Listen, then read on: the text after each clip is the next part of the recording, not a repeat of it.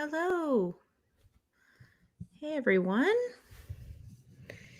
It's Tuesday once again. And I'm going to keep it 100 with you guys. I just started the newest Ruby Dixon book, and I am loathed to be away from it right now. So this may not be one of the longer ones tonight because I kind of want to get back to it. Okay, cool. We've already got people here. Anne, thank you so much. Yeah, I know. Oh, sorry. I'm hidden by the comment. I know that this is not a great time for those of you in the EU, but this is just kind of what works for me. If I have a Tuesday off, which I think I will here in a little bit, I'll try to do one where it's better for the EU. But thank you so much, Ian. I know I'm not supposed to have favorites, but Ian and Eamon are like my Agatha Christie buds, and I really have a special place in my heart for them. Oh, thank you, Emily Rose. Thank you. Have a good time at work. Hopefully we can talk soon. Yeah, nope.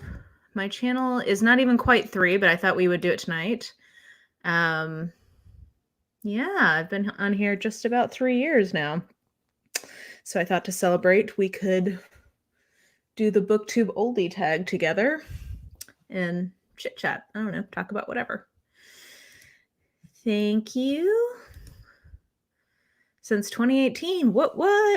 Some of the OGs are still around. It's always exciting to see people who've been around for a while. Knew me when I was but a wee lass here on Booktube. Thank you. Lots of congrats. Thank you, guys. Congrats from Montreal. Merci beaucoup. Thank you. Yes, 3 years is quite the little tenure here on Booktube. I had no idea if I'd last a year, much less 3. So, and no end in sight. Hello to NYC.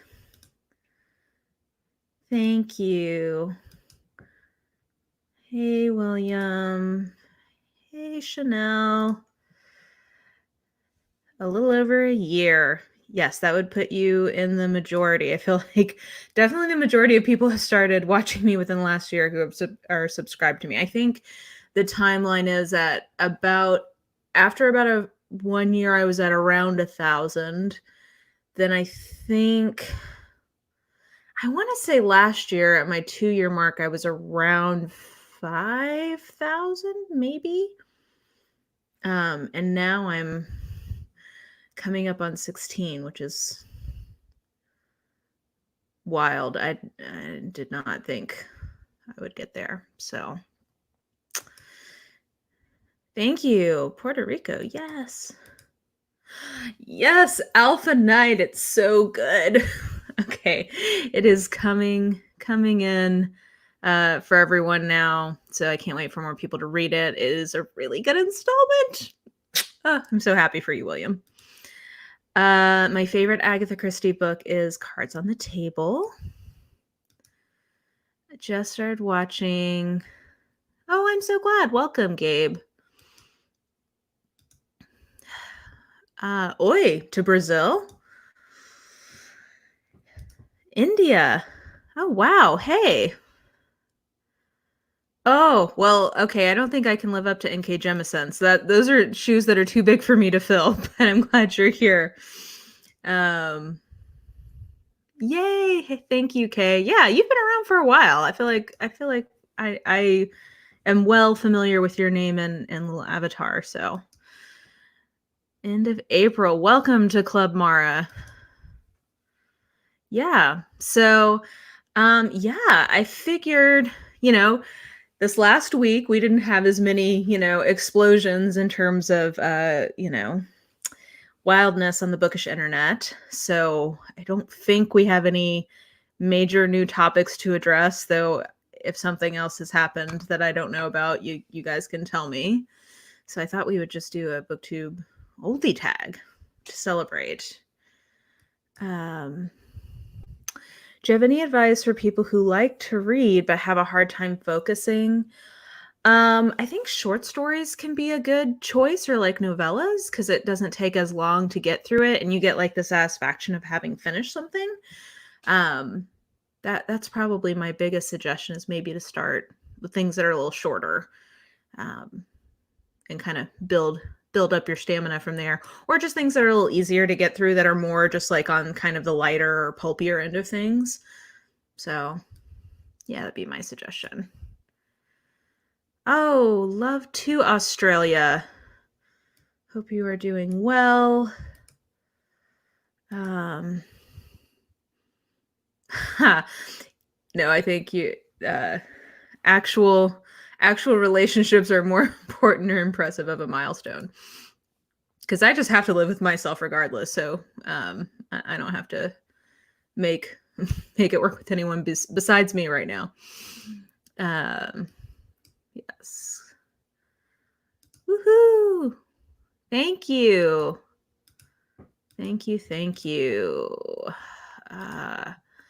Nope, I have not read The Red Queen. It's gotten enough mixed reviews that I'm not sure I would.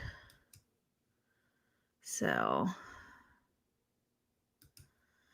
it is 2 a.m. my time, but oh, I'm so sorry, Alice.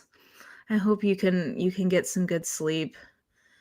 And life is hard if you can't sleep, for real. Like it seems like such a small thing, but it spirals. Nolan, what are your thoughts on telling people to unfollow and subscribe? I have said that. I put that up on my Instagram stories yesterday.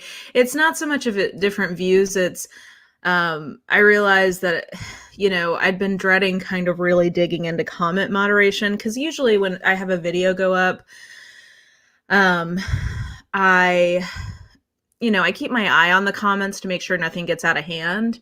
And I was having more things go to my held for moderation queue than normal.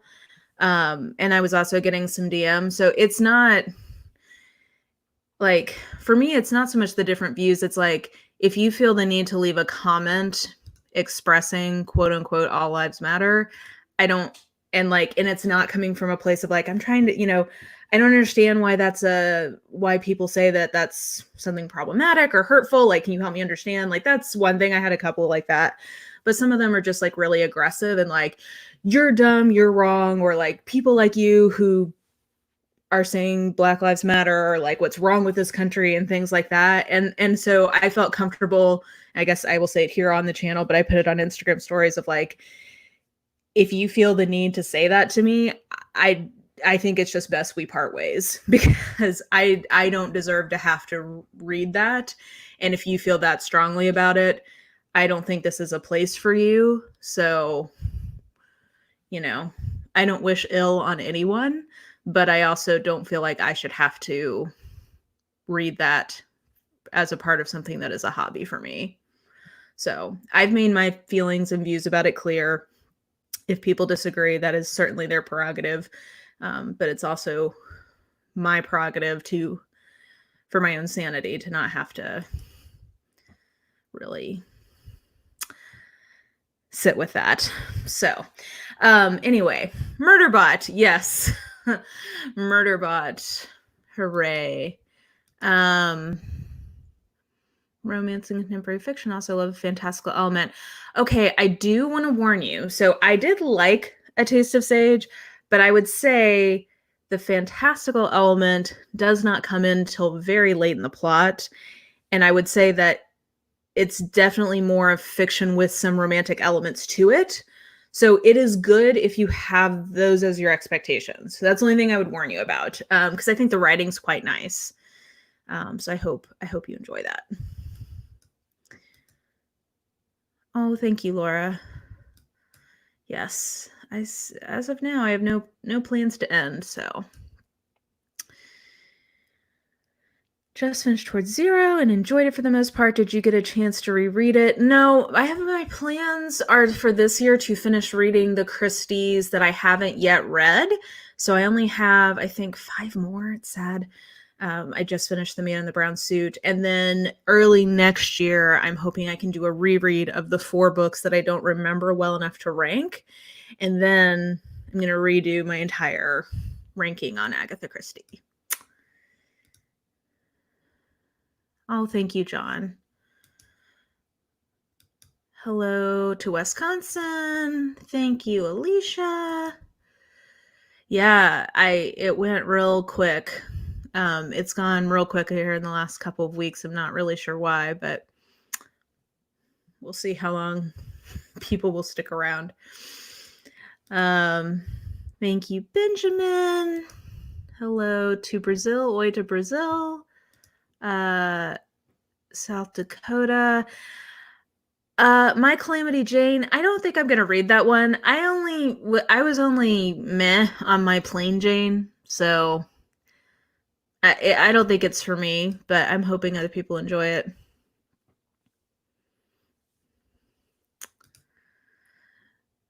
Oh, we don't need a partnership. You should just go at your own. We need plenty of booktubers from around the globe.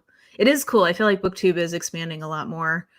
Thanks, John. To different countries, so it's fun to see more and more perspectives. Yeah, I just don't want to have to have people be combative. If you watch my content and realize that we just like fundamentally don't agree on things, I think it's just best for folks to feel free to unsubscribe, don't follow. It's fine. I will still be my little book nerd off in my own corner.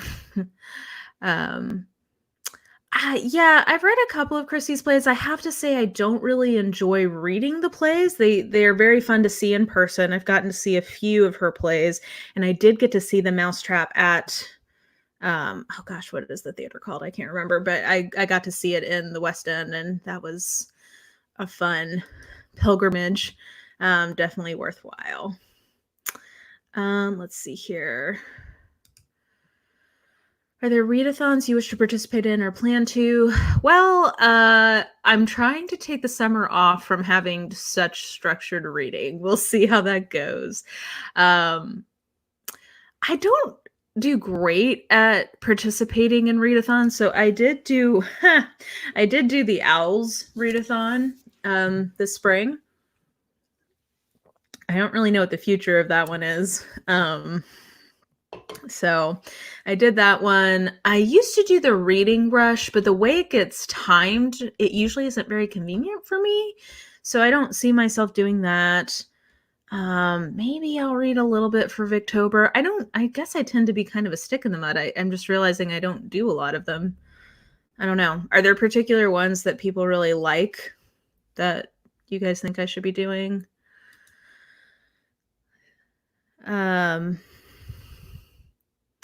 I read Life of Pi back in the day and remember just being kind of meh on it.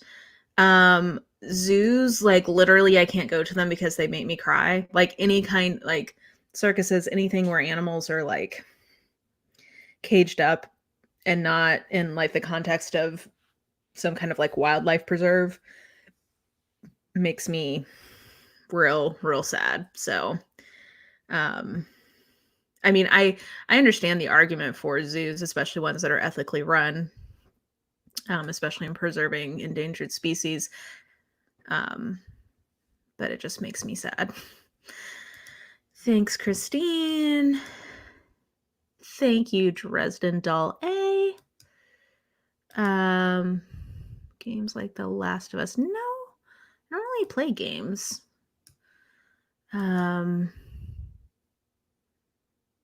Oh, that might be fun. Okay, maybe I can get on board with that. Black Leviathan in August. I have enjoyed finding Mina through everything. She and I, she definitely has a good overlap for me, at least on romance stuff. So I've enjoyed watching some of her videos here recently. Let's see here. Thank you, Lolo. I'm doing this to celebrate. Huzzah! Let's see here.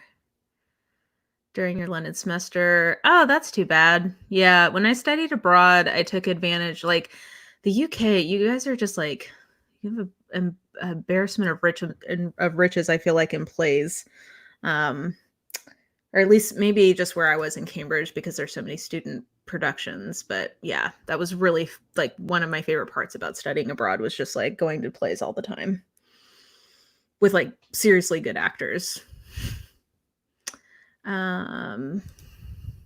Thank you so much. I don't know what's happening with it. I guess my kind of illusion there is with everything that's been happening with the author from which that readathon kind of derives its origins.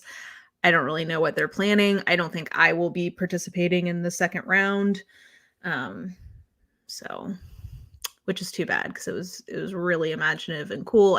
I should keep my eyes open. They may find a new way to Book Roast. I'm hoping is gonna find a way to kind of reimagine that.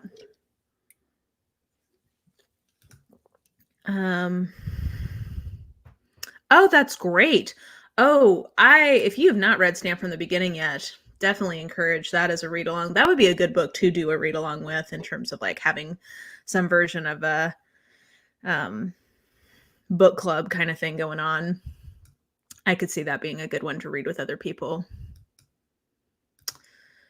What advice do you have for new Booktube book blogs? What's one thing you didn't expect from Booktube that you wish someone had told you? Oh, okay. Well, this gets into some of the questions. So I said I was going to do the Booktube Oldie Tag. So this is one that Monica Kim came up with, I think in April, which is a fun idea. And it's kind of a play off of the Booktube newbie tag for people who've been on for a while. I know that I haven't looked at this closely. Let's see here. Charted books.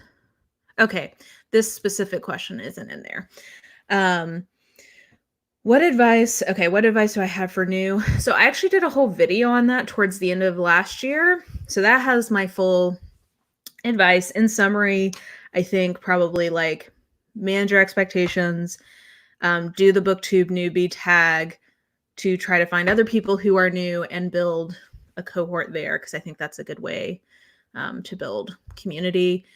One thing I didn't expect from Booktube that I wish someone had told me, I think people tell you this, but until you really do it, I don't think you really fully understand what a time commitment it is. It does take a lot of work and a lot of energy. Because it's not like, frankly, these are the easiest things that I do for Booktube, these live streams, because I don't have to like film or edit or do much other than just show up here and chat. So it is just a lot of work if you're going to be on Booktube. Take a hint, Danny Brown, based on your recommendation. Woohoo! Yay! I hope you enjoy it. It comes out next week. I keep seeing people reading it and being like, oh my gosh, it's as good as everyone says. And it is. Thoughts on John Grisham or Ian Rankin? I haven't read any Ian Rankin yet. He's one I kind of mean to get to. And John Grisham, I remember reading a few of his back, like maybe in high school, and liking him fine, but not much of a thought beyond that. Oh, clink, my sparkling water. Clink on the drinking. Oh yeah. Yeah. Sadly, that whole thing colors a lot of existing basis for Booktube, which actually I think one of the questions is about my favorite Booktube memory, and it's tainted one of those. I have read The Flat Share by Beth O'Leary. That was one of the first books I read this year, and I really enjoyed it. I thought it was super cute. Definitely kind of between women's fiction and a genre romance, I would say. So it might be a good sort of in-between book for people. Am I a Twilight fan? I am not. I hated it. I was the right age for it, but I hated it when it came out. So no need to go back there. Okay, so the first question in the Booktube Oldie Tag is, how long have you been a part of the book community? As stated, 3 years here on the bookish internet. The second, so that's the easiest one. Number 2, what was your biggest misconception before starting Booktube? I would say I think that I thought that there weren't nearly as many non-YA channels as there in fact were.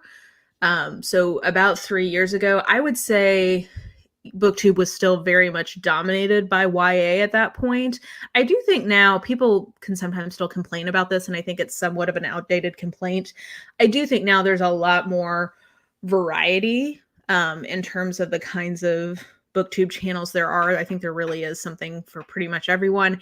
And I think a lot of those channels that started off as predominantly reading YA because they were young adults when they started their channels, a lot of them have, been growing up and aging into reading a lot more adult stuff.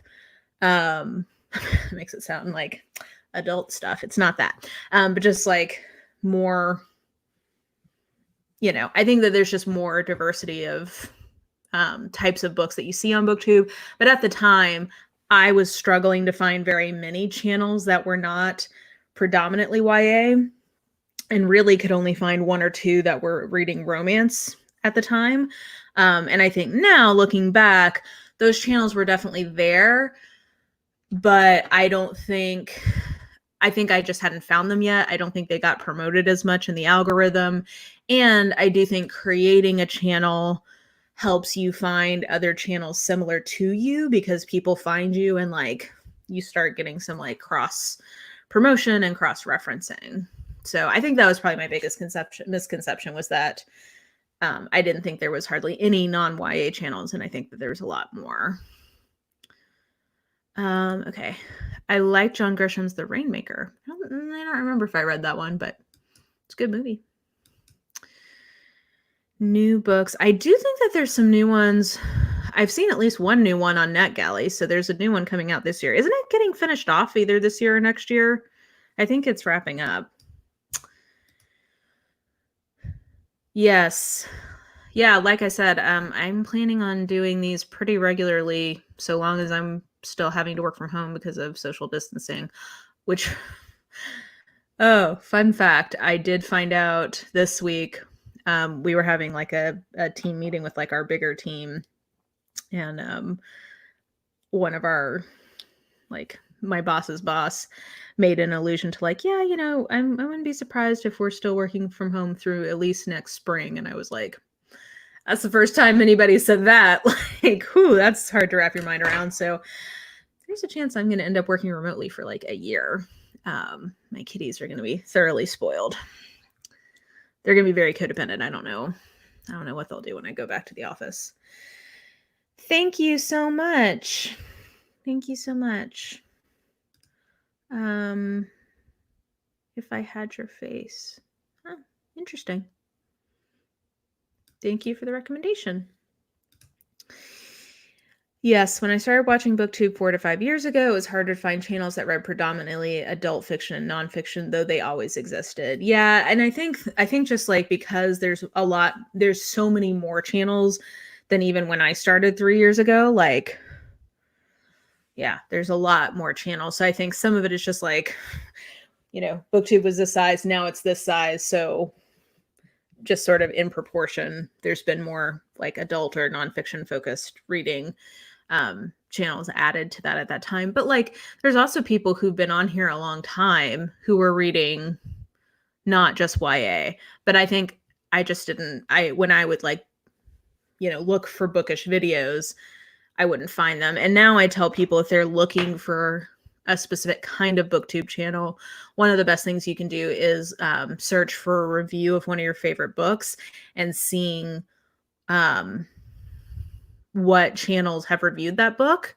And that can be a good way to find channels that read and review the kinds of things that you are interested in.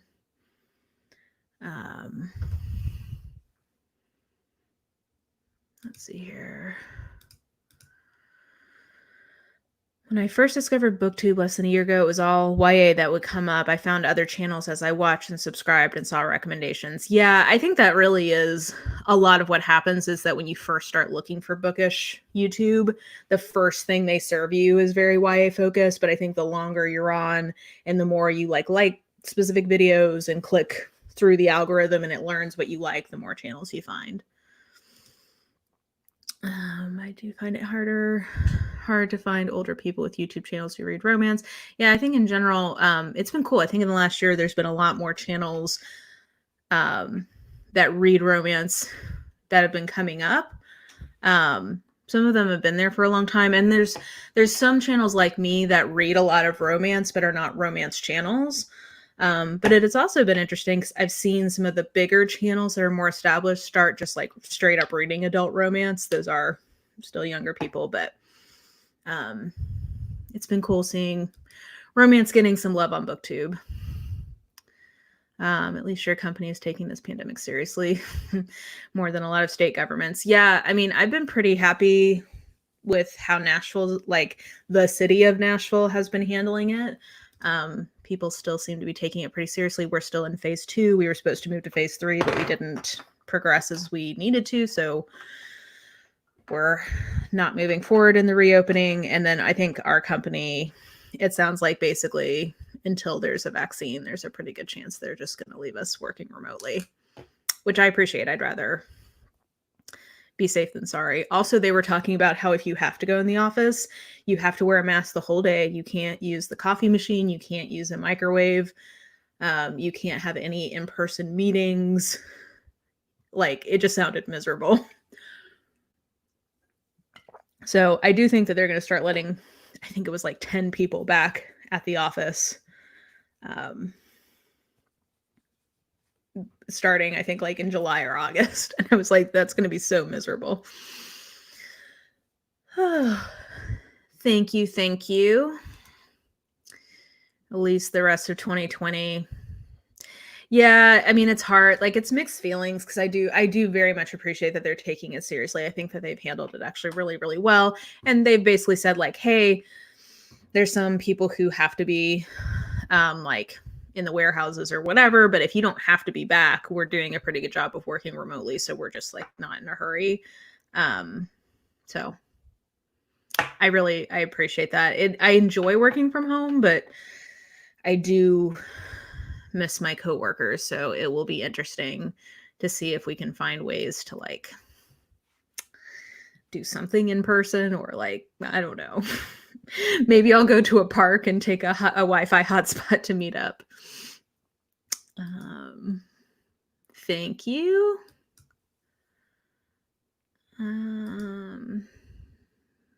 Agree. Yeah, I think a lot of jobs are just going to be working through distance.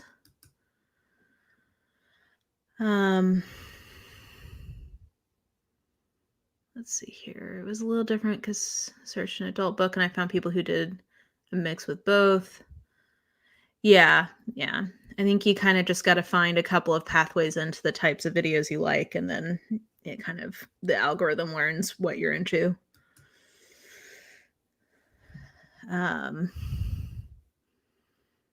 know if I know Mike's book reviews. I've gotten so bad about finding new channels. Part of everything that's been happening here in the last few weeks and just looking, for videos about, how Booktube, can address everything that's going on has led me to new channels. And it's made me realize like, I haven't really started watching new people very often here in the last little bit. So I feel like I'm very behind on new people coming in. I don't say where I work. I try to keep my work and my private life pretty separate. Especially because I'm acting a fool here on the internet. I don't want them to find out. Well, I guess I don't care if they find out. I don't want it, It would be weird if, your coworkers were watching. I don't know. That sounds awful to me. Oh, that sounds awful, but snaps to you with your actuarial exam. You're like a grade A math nerd. That's so awesome. Congrats on getting that far, and good luck. I'm sure you will crush it. You and your mask. Um, yes. Well, thank you so much, Ashley, for the work you're doing. And that's exactly how I feel. Like, you know, they started calling it safer from home, which I know was like a spin, but also like it's true. Like you are safer at home. Um, and I don't know, for me, like especially the mask wearing thing, especially because as more data has come out, the more and more they're finding if both of you are wearing a mask and you are both 6 feet apart, the chances of your passing, if you are not like actively symptomatic, are not very high. Like to me, wearing a mask is like an act of neighborliness. So when I see people out not doing that, it is very frustrating to me, because to me that represents you just like not caring about other people besides yourself. And especially for people like Ashley who have to go in and put themselves at risk, like that's just like pretty infuriating. Oh, man. Yeah, and they told us that even at ours that they wouldn't let you, like they were gonna like take apart all the break room stuff. So like I think if you go in, you're gonna have to like sit at your desk and eat like a sad peanut butter and jelly sandwich like by yourself. Like it sounds awful. I think they made it sound awful so that nobody would want to do it. Except for the people who actually have to go into the office. Those apparently somebody got sassy and like yelled at one of our security guards, and I was like, you need to calm down. They're just doing their job. Yeah. Well, and that's the thing. I'm still trying not to go out unless I have to. Like, I'm not just like going, like, I make like a once or twice a week kind of run. Like, I go out to get prescriptions and I go out to Trader Joe's once a week. And that's like, and then if I have a doctor's appointment, like, that's about it. I have filled up my car once, I think, or maybe twice, I guess, since we went in quarantine. Like I am really trying not to leave the house. And I'll go on walks sometimes around the neighborhood, but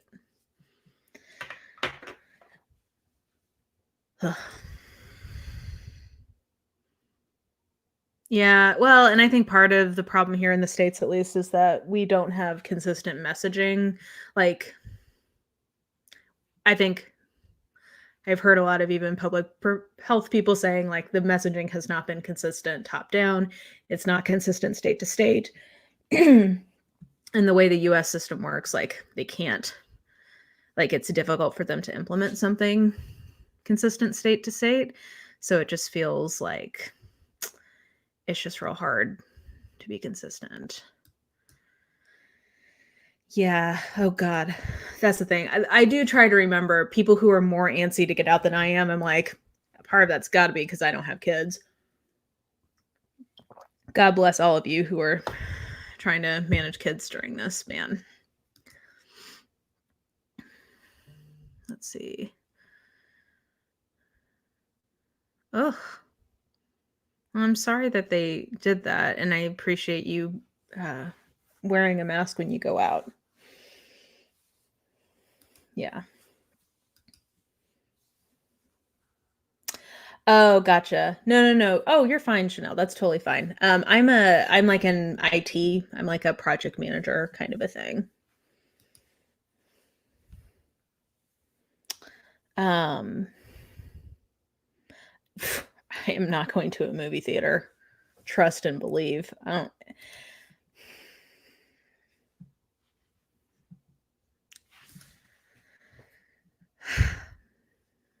Sorry, just even contemplate.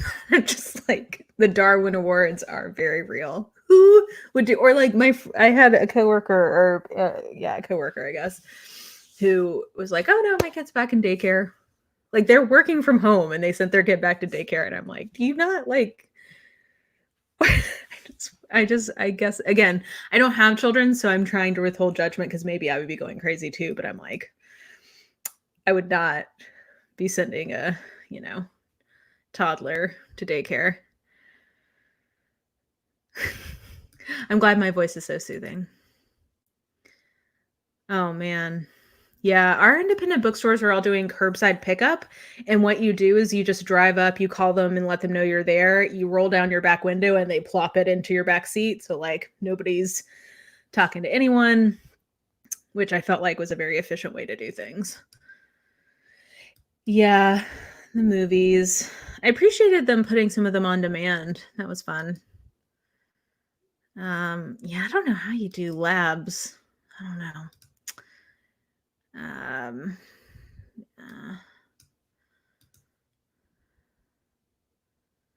Oh my God. Ugh, I can't. Yeah, that's the thing. And I mean, part of the constant changes is because like it's a novel virus. Like we don't totally know everything about it. And so some of it is like provisionally, they give the best advice that they have and then it's going to change. But I think honestly, just like as humans, dispositionally, it is hard for us to process like, well, you said this is what we were supposed to do, and now you're saying this is what we're supposed to do. I think it's just hard for people to roll with that and not lose confidence in things. Like, I think if you are of the mindset of like, nope, like this is the best guidance we have at the moment, so I'm going to follow the best guidance we have for right now. If that's your mindset, I think it's easier to move with that. But I think a lot of people who are already predisposed to not want to follow the advice use the fact that it changes as a reason to not have to listen to it. So, yes, my aunt made me a very beautiful mask because she quilts, and she like sewed the N95 material inside of it. It was cool. Look at you getting to some tomes. The cinema I work at and 3. Ooh. Yeah, I don't know. I mean, we've got, I don't know, and Alice is in England, but in the States, a lot of drive-ins have been like, a lot of people have been working on drive-ins, and I think that's a great idea. But I guess that's also contingent on having enough of a space to drive in to make that work. So I don't know. Yeah, I think our libraries will let you do a pickup, but oh my gosh, I don't blame you. I would not want to get on a train. I think that's going to be a real infrastructure issue for some of these big cities. Like I think a lot of people are not going to feel confident about using public transportations. Yeah. Yeah, Linda, that's a good point. I know that there are some people who cannot wear a mask, but that honestly is the vast minority of people. So, I do, whenever I find myself judging people, I do try to remind myself that's a possibility, but especially if it's more than just a handful, I think there are not that many people who can't wear them. And I am probably pretty sensitive to it as well because my father died because he was immunocompromised and somebody gave him the flu. So I've seen what this kind of death looks like up close, and it is not a good way to go. So, but that's part of why we need people to wear masks is for people who are at risk. And so if you can wear a mask, you definitely should. Curbside pickup. Yep, I think more places are doing that.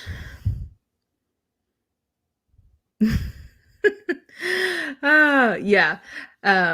My independent bookstores have been really great. It depends on the kinds of books they get in stock, but they've been pretty good about being able to order things. Yeah.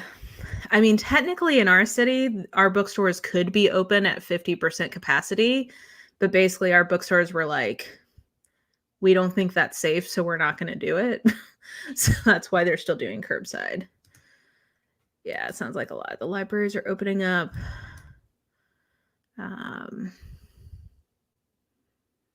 Geez. Okay, nobody's wearing a mask.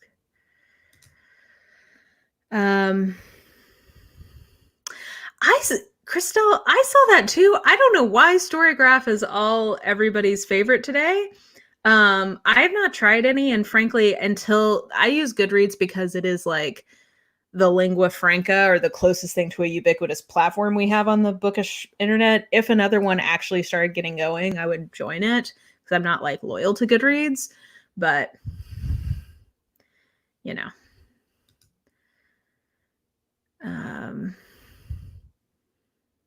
Yep, I mean, I'm hopeful. We got, I think, a lot of our best minds on the case, so I'm hopeful that they're going to come up with more and better ways to take care of things.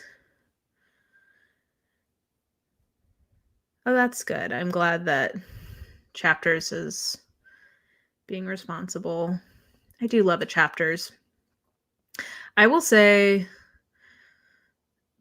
both Chapters and Waterstones are definitely better than Barnes and Noble, in my opinion, in terms of like the big box stores in the US, Canada, and Britain.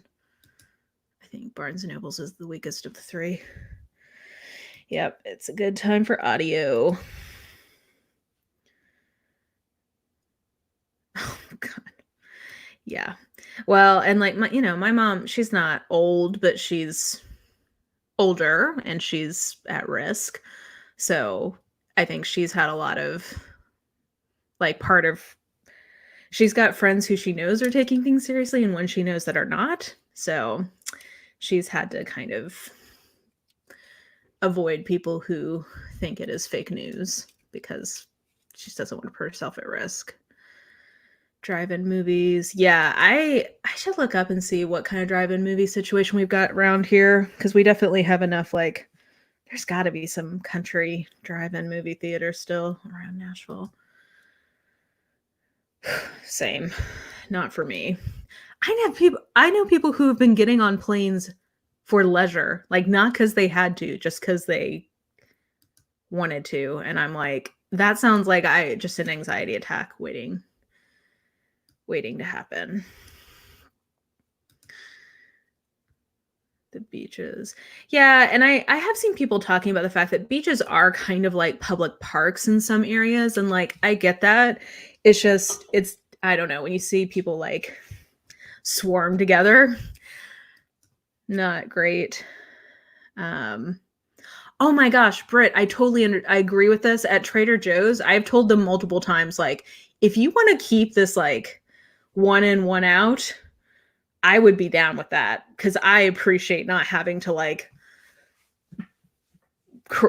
dig through to get my, chicken strips or whatever. Like it's been nice. Oh, yeah. It's going to be interesting because like in theory, the college students are at a lower risk, but like a lot of the tenured faculty are in higher risk. So I don't know. I've seen some interesting proposals. Especially some of these smaller colleges, I don't think they can afford to stay closed. So I don't know what will happen there.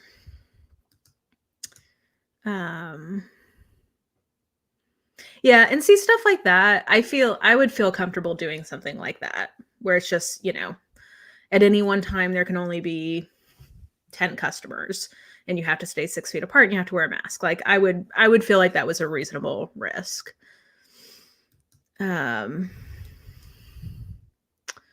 Amazon owned business thing. Yeah, that is the other part of Goodreads is that it is tied to Amazon. Also, like, I mean, don't tell them I said anything. It's kind of a piece of shit. So, like, if there's better options, that would be great. But it's just like the adoption rate for me is kind of what I would wonder about. I don't know. Let's see. Yeah. Yeah, that's true. Though hopefully we've had enough time to shore up our supply chains because part of the problem was just like supply chains not being able to pivot. Yeah, Marissa, that's really, really hard. And I definitely feel that. If my dad was still alive right now, I honestly think I would be an anxious mess.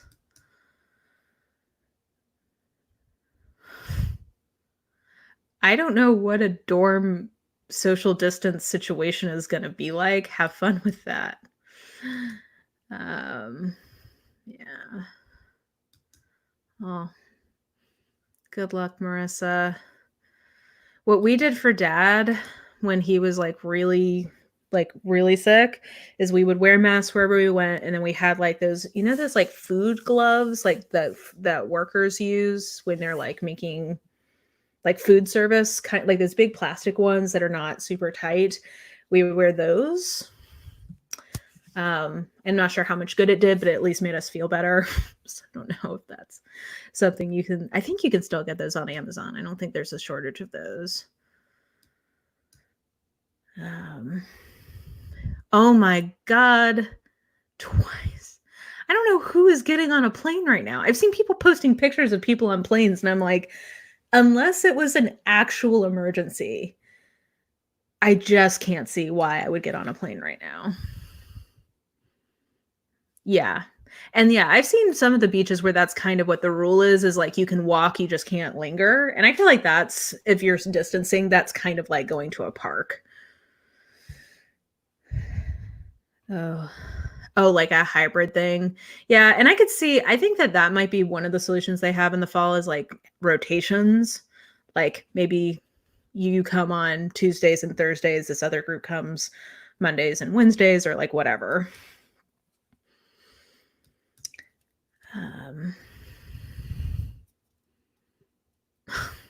Oh my gosh.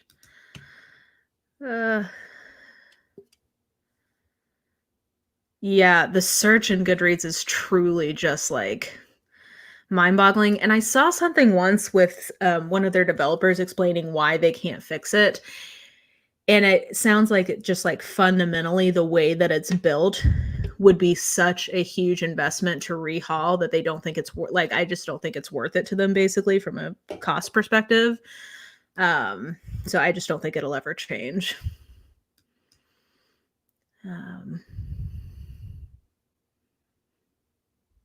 I mean, that sounds like something we might do, so I can neither confirm nor deny that, but that checks out. Yeah, Goodreads is the worst. Yeah, we're gonna have a second wave. That's not gonna be fun for anyone. Oh, well, that's also just so thoughtful. I would, yeah. If I were Canada, I would keep that locked down. I don't trust us. Like, I'm an American. I'm telling you, like, keep your borders locked down. I don't trust us. Or like, there's pockets of us I trust, but it's just not consistent enough. That's really the problem here in the US is that it's so inconsistent, even from county to county within a state, what people are doing, that it's just so hard to have any kind of control or sense of what's going on. Yeah, I don't know. Goodreads has always been pretty awful. Okay, back to the Booktube Oldie Tag. I'm only on question 3. How do you think Booktube has changed since you first started? It's gotten so much bigger. Like, there's just a lot more people with channels and people watching Booktube, which is great, but definitely has its problems that come along with it. I think that the types of videos that get made are a lot more interesting now. Like, it's much more eclectic in terms of not just like hauls, wrap-ups, reviews. I think there's just a lot more creative content. I think people like Books and Lala have been really helpful in sort of pivoting to more interesting types of videos that get made. Like I said earlier, I think it's not nearly as dominated by YA as it used to be. So I think Booktube has changed a lot, and I think some people are nostalgic for like the good old days, but I don't know. I like that there's so much more variety, and I think it's exciting to see the ways that it continues to like change and grow. And yeah, I think just dispositionally, some people are disposed to either like or not like change, and I'm somebody who tends to like change. So I tend to find that more exciting maybe than some people would be. I miss the healthcare. I used to live in Canada. It was great. Oh man, I don't blame you. Yeah, we talked about Booktube. I mean, it's not like it's one collective entity that moves en masse.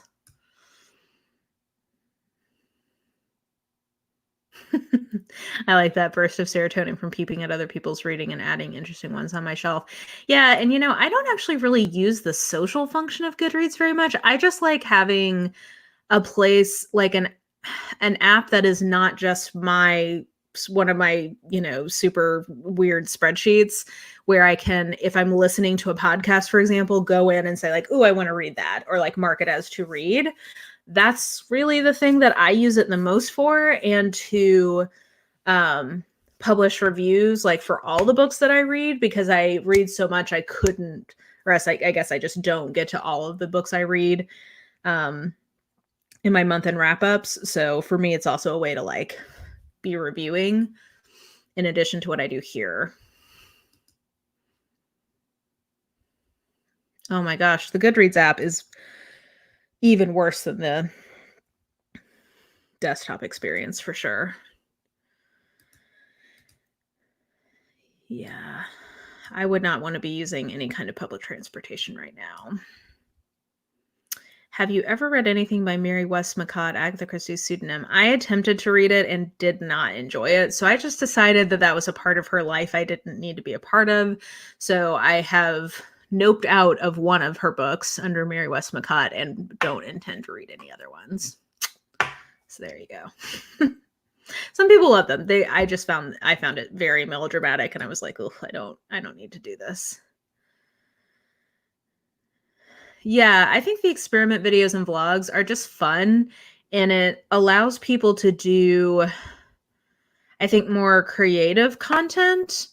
And like the vlog stuff for people who like some of the lifestyle kind of content that they want to incorporate in their channels. It's a way to do that while still like having a bookish take on it. And then I love, like, I don't know how much you guys like watching my experiment videos or like my vlogs, but like, I mean, of course I care if you like my content or else I wouldn't put it out. But for me, that's the most exciting and fun stuff I do. So I mostly do that for me. I don't think I am the best at that by any stretch of the imagination. But it's creatively very fulfilling to do. So I think that's part of why it became a trend, is because it's just fun. Yeah, I mean, I don't blame you. Yeah. Oh, Ashley's an old timer here on Booktube. Yeah, it's changed a lot, I think.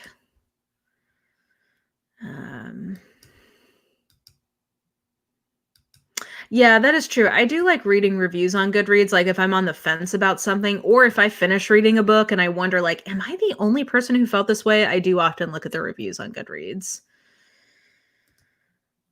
Okay, Zoe likes the experimental vlogs. Thank you, Ducky. Oh, nice. Well, thank you so much. That's so lovely. Yeah, that's exactly right, Amory. I agree. It's just that there's a lot more different types of videos, so there's something for everyone. Mhm. Yeah. Yeah, I agree. I think experiment videos make it easier to not be invested in having to like the books and more just like enjoying somebody's experience of reading them. My degree was in accounting, minor in French. My master's was in like religion and literature, so it was a little more applicable, but I'm an accountant, believe it or not, in terms of my training. Thank you, Lori. Yes, I like a good reading blog. Okay, and then the next question is, What is your favorite Booktube memory? I would say my favorite Booktube memory was definitely going to BookNet Fest last year. And I'm really sad that it's not going to be able to happen live this year, but I do think that they're planning and hoping on being able to do something. That was just like a really special time. I really enjoyed meeting all these people who I knew only online in person. I got to meet most of my little squad of people who I'm in a regular chat with. Yeah, it was just great. And we did go to the Wizarding World, which was a lot of fun. So yeah, that was definitely my favorite Booktube memory. And one I hope I get to have in person again at some point, because that was really fun. Let's see here. Oh yeah, I forgot about that. Yeah, last spring I had to go to England for work, so I did a vlog. Oh yeah, that was fun. I enjoyed that. I agree. I agree, Gilberto. I thought that one was fun. And do I still really read anything related to my undergrad degree? I mean, only insofar as I read stuff about like France sometimes. I do get excited when there's some sort of accounting. Like I've read, oh, what was that book I read? I read one book where part of the thrill of it was that an accountant realized there was something fishy happening. It was a romantic suspense. Maybe that was last year, I forget, but that was exciting. I was like, oh, accounting, uncovering crime. This is such a thrill. I've been watching Booktube for 4 to 5 years. I tried to make my own videos back in 2017, but there's so much involved with making Booktube content and the process takes forever. It just wasn't for me. Yeah, and that's the thing. People who think that they want to be Booktubers, I think have to be really honest with themselves about, about the amount of time that it will take. And if you don't like most of the process of creating videos and uploading them and administrating them, you won't like Booktube. So I find the full process very like interesting and entertaining, but it's not for everyone. And it is like a very time intensive hobby. So that is something to kind of have awareness of. So I'm a bookstagrammer and that is hard enough. Well, seriously though, I don't know how to take beautiful bookstagram photos. Like honestly, I'm so in awe of people who can like really just make beautiful artistic posts on Bookstagram, because that is not my truth. I do my best, but I'm not super good at it. So I definitely appreciate it's a different kind of work, and work I have not taken the time to become proficient at, and I don't think I have a natural aptitude for. So I appreciate the work you do as well. I got into Booktube because I saw it as a good alternative to institutions like Oprah's Book Club, and Booktubers were more in my age group. Yeah, I think one thing that is really cool about Booktube is that I do think it has some level of recognized like marketing power now within the publishing industry. I think especially I've realized like once I got over 10,000 subscribers, like the number of inquiries or requests that I had went up a lot. So I think publishers, especially once you hit kind of that threshold, do have an awareness of the kind of organic influencer marketing that booktubers and bookstagrammers have. And what's cool about that is that because there is sort of a premium within Booktube and Bookstagram of having like different kinds of books than you would normally get through some of the more mainstream book clubs like Oprah's Book Club. I think that is a cool opportunity to like signal boost books. And yeah, like I just think that that's cool. That's so cool. Okay, so I love, you guys know I love A Princess in Theory. I forgot that she's basically an epidemiologist. And so I was recommending it in a video, and somebody in the comments was like, with COVID going on, maybe you want to warn people about that. And I was like, oh, that's true. Because there is like an outbreak in that. But I really love that Naledi is like, she's a woman in STEM, and like that's a big part of her plot line. It was cool. The most daunting thing about Booktube from my perspective is editing, mostly because you can't multitask something else, and editing software for non-Apple users are bonkers. Yeah, I can do something else during my first round of editing. So I usually listen to audiobooks or podcasts during my first round of editing, because the more you edit, the more you can identify where your ums and likes are just by the look of the audio. And then also like just trimming out silences and stuff. I usually take a first pass and do that and listen to something else. But yeah, like after that, you have to focus on it. And that is one of the nice things about having a Mac, is that it does have pretty good editing software built in. But I will say I moved to Final Cut Pro last summer, and I vastly prefer it, but it was expensive. It was like $200 or something like that. So I would tell people to invest in a nice editing software before a camera, honestly. Because like if you have a reasonably up-to-date smartphone, I guess maybe that's the caveat. Like I think you'd be better served investing in editing software that works faster. I just love French. And when I was just a weird kid.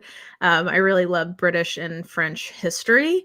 And so I wanted to learn French. I just thought it was beautiful. Like I was very drawn to the culture and the language. So I think I'm pretty good at learning languages. Like when I was in grad school, because my master's was in religion, I ended up taking ancient Greek and I got like an A+ in that. Like I'm good at languages because to me, they're basically kind of like math formulas. So it's like noun plus adjective plus verb. Like here's all the different versions of the verb. Like it's rules based, except for English. I would say that learning English must be much more difficult than learning French, I would guess, to a non-native speaker, because because English is such a mishmash between Old English / like coming out of some of the like Germanic languages and French. Like the fusion of the vocab and the rules that it follows is just crazy. So I think the hardest part about learning French is like, and it's not true now, but like, especially when you get to the parts where you're trying to refine your accent, I think some of the like kind of ways to make your French sound not like an uncultured American, I think that's the hardest part, which I can no longer do. But I remember like my French professor for pronunciation was from Marseille, and he would like really try to hammer into us like how you pronounce certain vowels and stuff. Anyway, I love French. I wish that I used to be like semi-fluent, and I'm definitely not anymore, which is too bad. Thank you for the rec.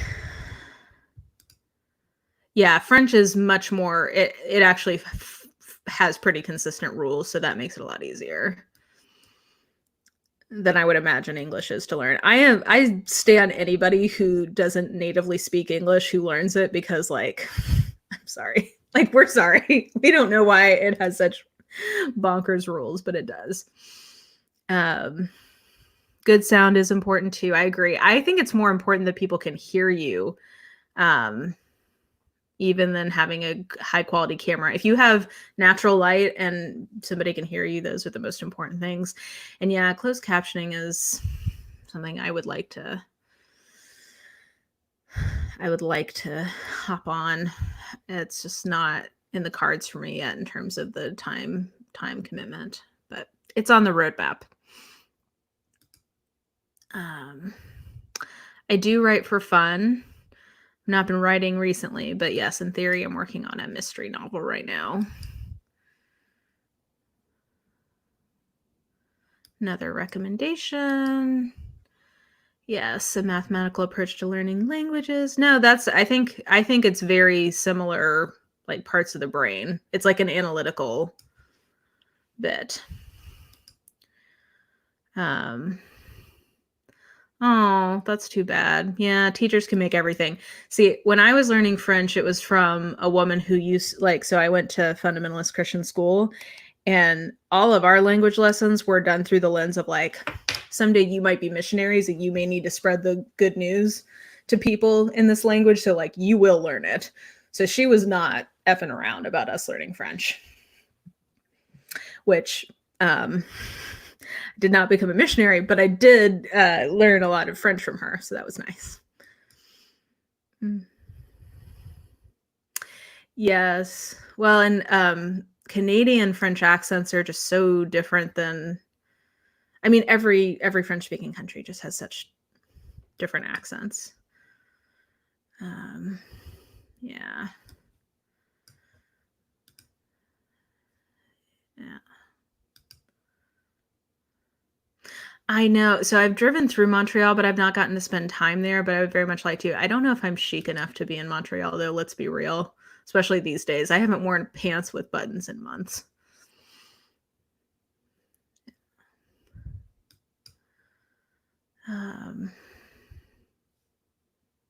Ooh, fancy.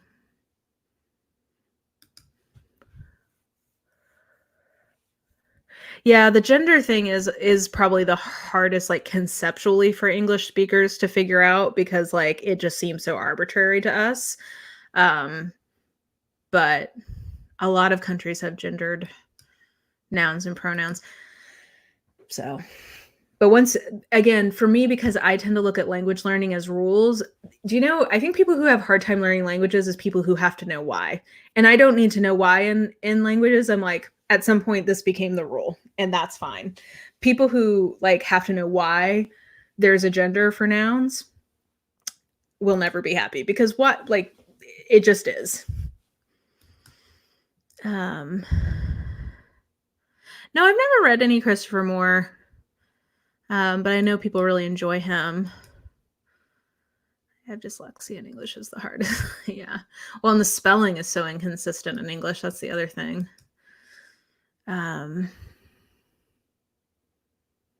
Yeah, Shakespeare was nothing if not an incorporator of anything that crossed his mind. So, le or oh yeah, I don't know what the gender of COVID is. Maybe Malex can enlighten us on that. I am not particularly participating in that. I think it's a fine initiative. It's just, I mean, I purchase pretty regularly from Black authors. So I guess some of the stuff, it's hard because like I understand where these things are coming from and I'm not against them per se. I guess just for me in terms of like openly participating in them doesn't feel that authentic to me because I buy from Black authors all the time. So I don't know. Maybe I'm not thinking about it right, but just for me, I don't necessarily feel that compelled to do something like that, or at least to post about it. I don't know. Maybe I'm missing something there. You guys can let me know. Quebecois French at all, even though I've been learning it for 12 years. I've been to Quebec twice. I kind of had a hard time understanding people at first because when you're learning French, at least in the States, you're always learning the France version of French. So like some of the sort of like the slang and some of the pronunciation of things, it took me a while to figure out what people were talking about or like what I was missing there. Oh, well, thank you. Yes, if I go to Montreal, I will have to hit everybody up for recommendations. Oh, no, it's okay. It's okay. I do put on pants. I have my sleeping shorts and then I have my pajama pants. So I change between every day. Um, oh, I'm sorry. Yeah, translations make a big difference on these things. Yeah, some Asian, I mean, I think it's very common to have gendered words in languages. It's just not something we do in English, except for like pronouns. Oh, thank you. It's la COVID. There we go. Why is it feminine? I do find the ones that are introduced into languages, why the genders get picked the way they do, interesting. Maybe. Like I said, I just don't know. Like, that was my biggest, like, for instance, I've been to Switzerland twice, and both times I was like, I am just too much of a schlub to be here. This is filled with like elegant, classy people, and I am garbage.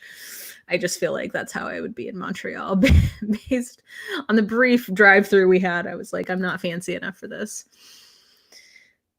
Oh, that is true. Yeah. The British spelling, y'all are always throwing U's in places for some reason. Like, it does feel fancier. I do it sometimes when I'm trying to be fancy.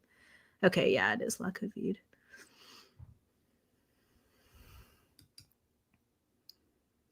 Yeah, and I mean, I don't want to, I feel like saying that, I mean, I'm like, oh, that sounds like I feel, it's not that I'm trying to say holier than that. It's just like, I feel like that's something I'm doing already, so I don't feel the need to do it specifically. Does that make sense? I don't know. But that's where I'm at with it. Not everyone agrees. The battle of the sexes. You get COVID. No, you get COVID. Away with words. Oh yeah, there's also a fun one called Lexicon Valley that's about linguistics. That's pretty fun. Demonstrate the power we have in trying to get people who don't normally purchase an author. Yeah. And I commend, I think that is the purpose, and I do, like, I appreciate that. So yeah, I'm like not against it. I guess I just don't feel compelled to hoist the flag for it necessarily. Yeah, gender, that's a good point. They should have just called it like categories or types. I don't know. Feminine. Hello to Ontario. I add U's to words when I feel fancy. I also have adopted the spelling of gray as Grey, because I just think it's aesthetically more pleasing that way. So yeah. I mean, like, part of it is that the bestseller lists do have like a specific, like, their proprietary formulas of how they get determined, not just by publishers, but also by the publications. So, like, for instance, who is the author of Gods of Jade and Shadow? Like, she should have made the bestseller list for the New York Times, but they arbitrarily changed the rules like the week before, so she didn't. So that is true. Yeah, and like I kind of tend to agree with this comment, but I also don't want to shame people for that, because like if this is the first time, like, I've said this a few times over the last few weeks, no one comes out of the womb for fully informed on things. Like, we are all born into a system that is systematically giving us blind spots, and as people discover them, I am happy for them to like name that they've discovered them and try to remove them. I just don't feel like, I think I've been aware of that blind spot for a while, and like, so I just don't feel as compelled to be like, yes, like, at last I'm going to start buying from this group of people, because like I had that realization like 4 or 5 years ago. So yeah, that one's on my TBR. I don't know if you can see it. I keep meaning to get to it. Actually, side note, it is harder to find Black female authors in thrillers, but I didn't realize this until I was looking at a list. But Jennifer Hillier, who I just read a book from and really enjoyed, is a Black thriller author. So shout out to her. Yes, Sylvia Moreno Garcia. Yes.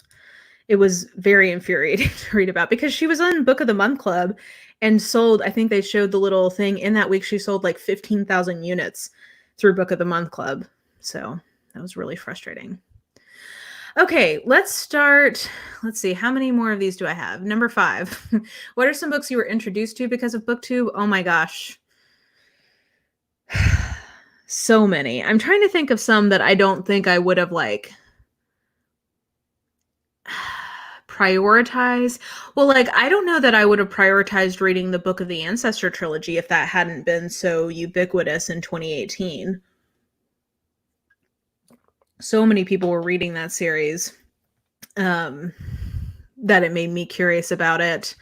Oh man, I just feel like I don't even know how to quantify the books I've read because of Booktube, because also then there's like books I read for challenges because of Booktube, books I discovered through Booktube, books that just got so hyped that I moved them up on my TBR because of Booktube. Like, Booktube has totally shaped a lot of my reading over the last few years.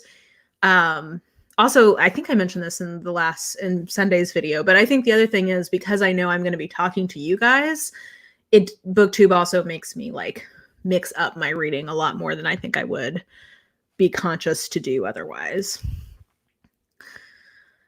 A little bit of buying a thing to solve a major systemic issue vibe. Yeah, and for good or for ill, we do live in a capitalist society. So I do believe in voting with your dollar. Like, I don't think that that's entirely hollow gesture, but I don't think it's enough. Like, I think people need to read. They need to read the books that they're buying, and then like that's also a piece of the puzzle. Yes, Alyssa Cole, hers comes out, I believe, on September 1st. I have that on pre-order and I'm very excited. I've seen early reviews and they sound great.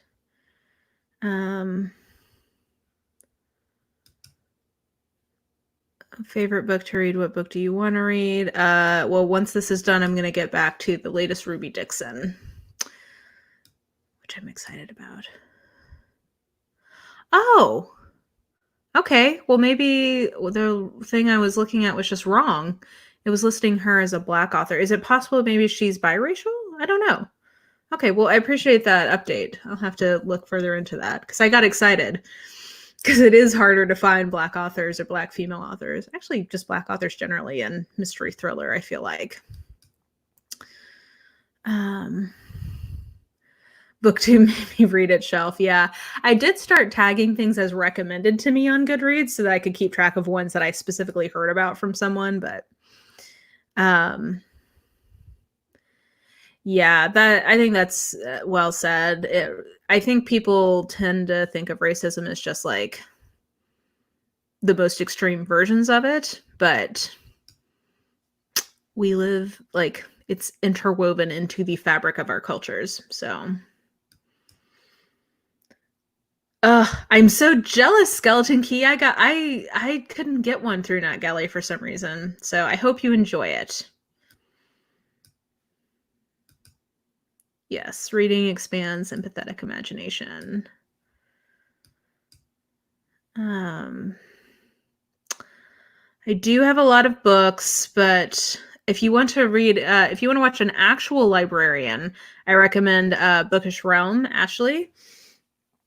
She is an actual librarian, and she's been doing a series on what it's like to be a librarian. So she's also an omnivore like me. So I've been enjoying her content recently.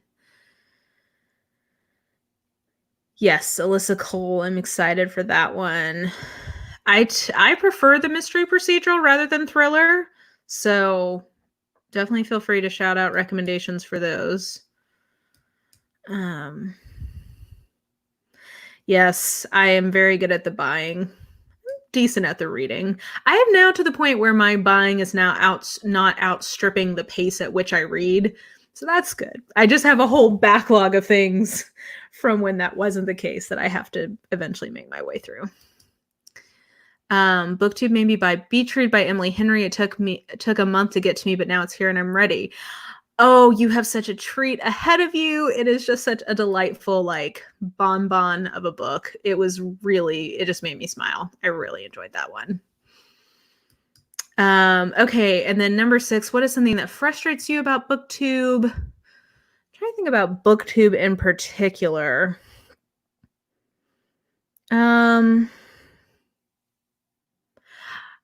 I guess I think that there's a lot of I don't know. I mean, a lot of the things that frustrate me about the bookish internet are things that generally frustrate me about the internet. Um, so I don't want to specifically pin that on Booktube, and also like things that frustrate me about YouTube. They're not Booktube specific. I'm trying to think of something specific to Booktube. I think I don't know. I guess maybe the only thing I would say is that I do get frustrated when people try to generalize about Booktube. Like, I still see, I think I mentioned this earlier, I still see people saying, like, in my comments, like, oh, I'm so glad I found you because there's no non YA channels and you're a non YA channel. And I'm like, well, that's just not true. Like, there's plenty of channels not like that don't read YA or don't read exclusively YA. I think people can generalize and like I guess it's like the side of the watchers versus the creators. Like I think on the creator side, sometimes people get frustrated about things on Booktube that are really just problems with the internet or with YouTube that like I guess I get frustrated by their frustration, especially if there's sometimes things that they could do to mitigate some of that. I'm being very vague. So that's annoying. And I think it's hard for creators not to get in the mind space of like constantly comparing themselves to other people. So I guess I get frustrated when I see people comparing themselves to others, either in a positive or negative way, in terms of like channel size or like, why is this person growing more than me? Or why, like, do you know what I mean?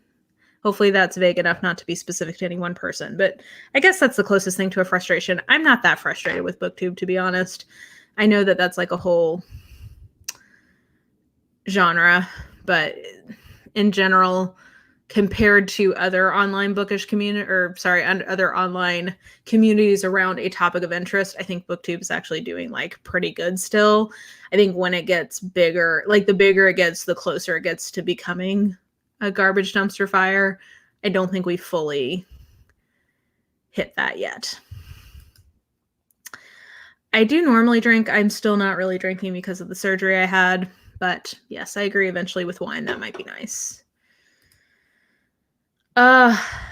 Yes, I'm so glad you enjoyed them. Yes, they're for everyone, not just for romance readers. I've read 2 of the novellas in the first book, and I'm a Prince on Paper I really would like to get to soon.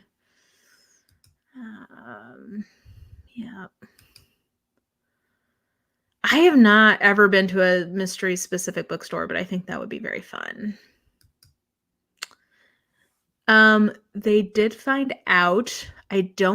I think because one of my cousins was looking for a book review and found me and then told the whole family. So that was fun. I have mixed feelings about it. We'll just leave that there. I don't know. It was before my time. In the olden days. I do write, but I've been very remiss on it lately. Oh my gosh. Good luck. Murderbot is a delight.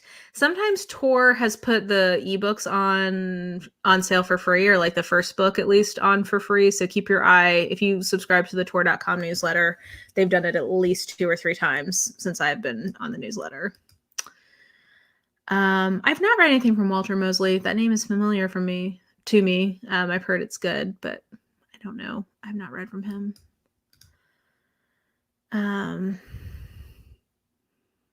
Yeah, I guess that is true, the pressure that they have to read a lot. I mean, that is the thing. I think that one thing that is interesting about BookTube in terms of a genre of YouTube is that it is very labor intensive in terms of what you need to do to be a part of the conversation. But the reality is I watch plenty of channels that read like 4 or 5 books a month, which to some people is a lot. I totally get that. On BookTube, though, I think there's this perception if you're not reading 10 to 20 books a month, you won't have enough for content.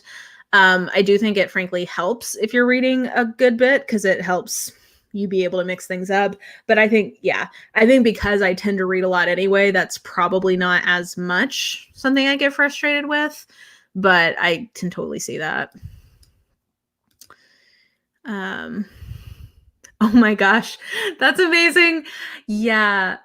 Because I read and talk about romance, like I love my mother, but sometimes she doesn't take a hint. And I was trying to be like subtle about like, there was a reason I didn't tell you guys about this. So maybe don't share this with everyone. And when she was like on the phone with my granddad to tell him about the channel, I was like, this is where I draw the line. Like, I don't want my granddad watching me talk about romance novels. Oh, I've not seen the new Chuck Tingle book, but ooh, that's a chunky one. Yeah, that's kind of how it felt. And like, one of my aunts and my cousins who watch regularly, like I have no problem with them watching, like it's great, but it's a weird thing. I don't know. But like it's I have friends who watch and that's totally fine. Like that doesn't bother me at all. Yay. Oh, is this our weekly like I read Murderbot because of Mara moment? Because I feel like I am an evangelist for this series. Oh, good. I'm glad to hear that, Alice. Yeah, the thing is, like, I'm not going to say there's no rhyme or reason. There's so much about rates of growth that is outside of people's control. And I think people who are constantly saying, like, I should be at this level and I'm not, I think that's just setting yourself up to be disappointed. Because, like, I've gained like more than 1,500 subscribers in the last 2 weeks, which is more than I've ever gained on BookTube ever. Why? I have literally no idea why, other than one of my old videos has started getting promoted more. And why did they decide to do it? I have no idea. I have no control over any of that. The only thing I have control over is making content I'm proud of. So that's what I try to focus on. Attica Locke, yes, she is 100% an author that I keep meaning to get to. And then Walter Mosley. There you go. Yeah, some good recommendations there. Murderbot is our hero. Yes. Oh my gosh. I think that should be the follow-up. I would totally read that. Murderbot and their robot friends. Yeah, I mean, I think it's tough if you're only reading 1 or 2 books. Like, realistically, I think that is tougher to build a channel off of if you're only reading 1 or 2 books a month. But the reality is, like, if anybody reads any books, I'm happy for them. So, like, that's the reality. Yes, here we go. Let's testify to the good news of Murderbot here. Everybody share your testimony. Yes. Oh, yeah, that was really cool. A couple weeks ago, or like maybe a month ago now, they did all the novellas for free. It was great. I didn't realize that Barbara Neely was a Black author. Okay, good to know. A book every 2 weeks. Oh my gosh, yes. I was like, I can't. I mean, guys, like sometimes. So I just filmed a ranking romance novel cover video per request, and it was very fun, but also I have a lot of discussions about like bulge sizes, and I just would not feel great about him seeing that video. Yes. Same. Or my Kindle, really. Yes, there's going to be book number 6 out next spring for Murderbot. YA mysteries. Oh, good to know. I do like a good YA mystery, but I'm kind of picky about them. Would I ever read? I mean, I would read it. I guess for me at this point, unless it was for some sort of like historical value, I just don't. I have so many other things I want to read that I wouldn't get to it, but I'm not like against it. I mean, to me, it would be a historical document. I totally understand that feeling. Yay! Enjoy your spreadsheet nerdiness. It's lovely.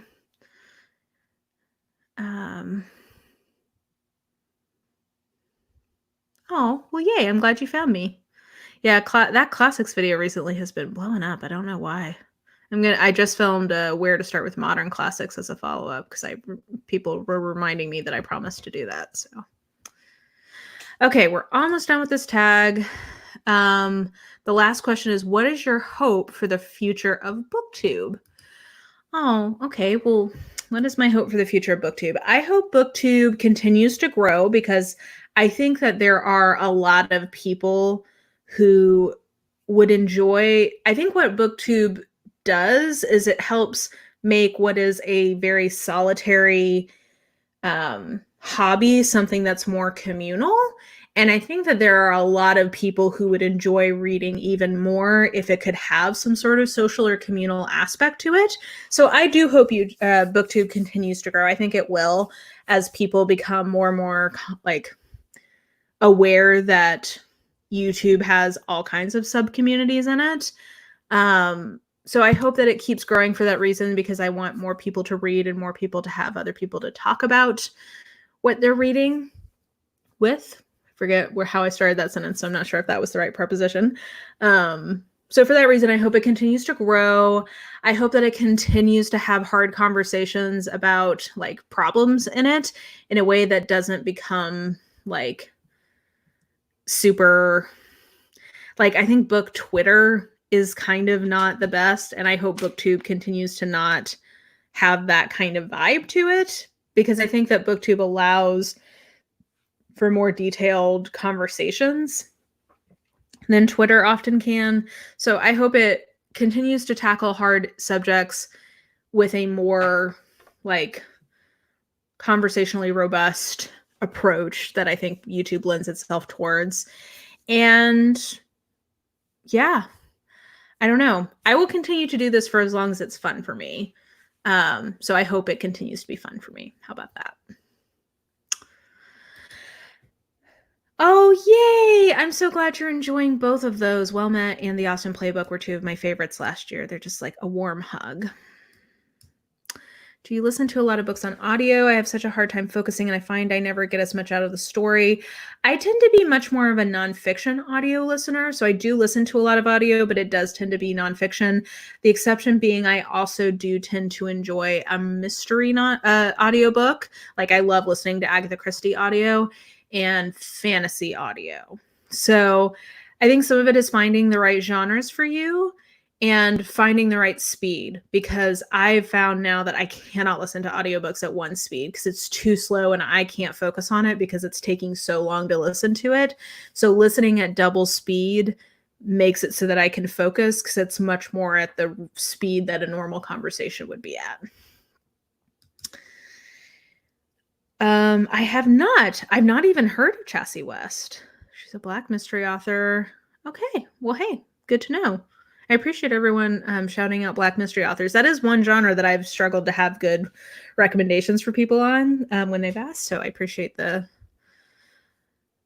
recs. No, I read Goosebumps a little as a kid, but I think people don't know about double speed. And then once you do, you can't go back. Yeah, I do quite like a mystery and thriller on audio. I like that format a lot. Nice.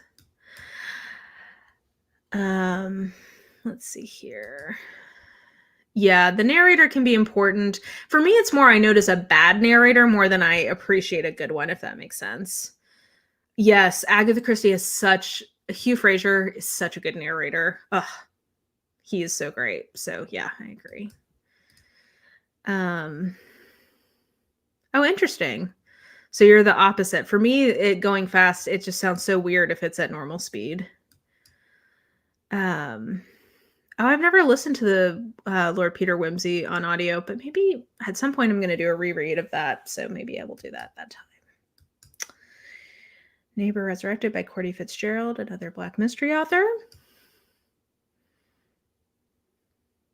But yeah, maybe that's it. I do find that the narrators are often really slow, and I just can't listen to that. So I don't know. Yeah. Yes, Aidi is so good. I'm glad you enjoyed it, and I hope you enjoy Hunger. Those are two faves for me. Yeah, audio dramas can be fun. Like, again, Agatha Christie. The BBC has some really fun radio plays of Agatha Christie that are good times. Savvy Ruby King by Catherine Adele West. It's an adult mystery by a Black woman. Beverly Jenkins, romances, but her audio narrator. I'll listen, but to me, she sounds kind of like a school teacher reading to the class. Yeah, I think I did a whole video about trying to get into romance audio. It's been a little bit of a struggle for me, but I found my groove. Yeah. I do talk fast. That is a fact. Yeah. Well, folks, I hear my kitty cats crying and I feel guilty. So I think I'm going to start wrapping this up. Thank you for joining. Thank you for helping me celebrate. I hope you guys enjoyed the longest tag video of all time.